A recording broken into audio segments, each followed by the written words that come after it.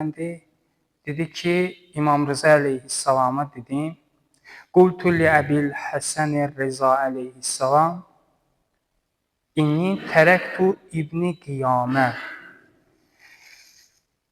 Hüseyin İbni Qiyamə Vasitə adında bir şəxs olub. İmam Rıza aleyhisselamın dostlarından olub.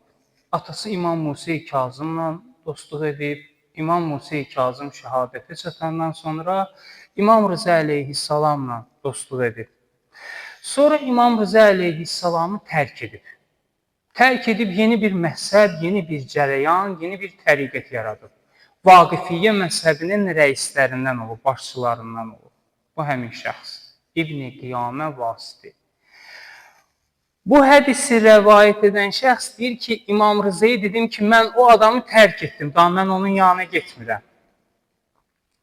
Ne üçün? Səbəb nədir? Dedi, min ədahi xəlqillah lək. Dedi, bu həm Allahın yaratdıqlarının düşmənidir, həm də sənin düşmənindir, İmam Rıza'ya dedi. Bu adam. Bir zaman ki, sənin yanındaydı, indi sənin düşmənindir. Aleykümselam. İmam buyurdu ki, dəlikə şərrun ləhu. Bu onun üçün pisdir. Pis iş görür. Bu adam dedi, Qultu mə əcəbə mə əsmə minkə. İmama dedim ki, imam, səndən eşitdiklərim, səndən gördüklərim məni çox təəccübləndirir. Cuiltu fidaki, sənə fəda olun. İmam buyurdu ki, əcəbu min zalikə iblis.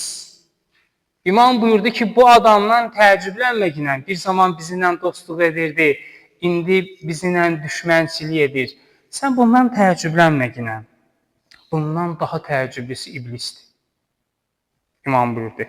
Qalə əcəbu min zalikə iblis kanə fi civarillah əzzə və cəl fil qurb minhu. İblis Allaha daha yaxın idi. Allaha daha yaxın idi. Və daha sonra imam buyurur ki, fəəmərəhu fəəba və təəzzəzə.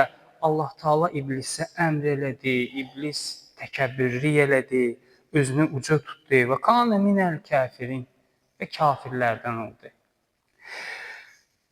İmam buyurur, fəəmlə Allahu ləhu. Allah Teala iblisə möhlət verdi.